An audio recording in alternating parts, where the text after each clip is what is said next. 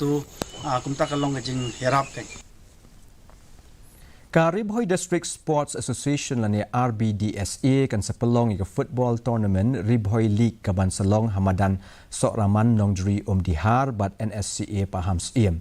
Ba ai jingkren shikala patai khubor uba banlum lang lingdo ubadei ukli jong ka football committee jong ka Rbdsa ula pentip. Ba kane ka lempung ya lekai football kan kentup ru ya ka jingile kai football ki kentai bat hadien da ka third, second but first division. Bat ka Super League Division jong ka jingile kai football ki shenrang.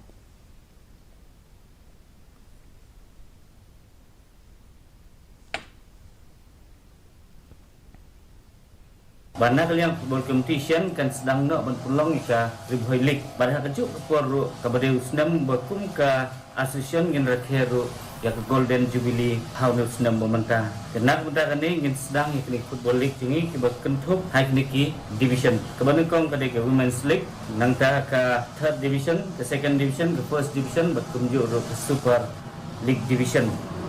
Kenak benda kini syuab ngin sedang ya ke football league jungi ni don berpenting seperti barak sports club bapin semua banlek syuai kena ka inter club transfer ka berkentuk tang yaki senrang hak baya ki form khilap nyo ka office jong ka Rbdsa bat ka tarikh ke bag penkut ya kena ke inter club transfer kalong hak tarikh bapin submit ya ke registration form jong pi office jong ka seng Mentang ini pet ya ke jumlong juman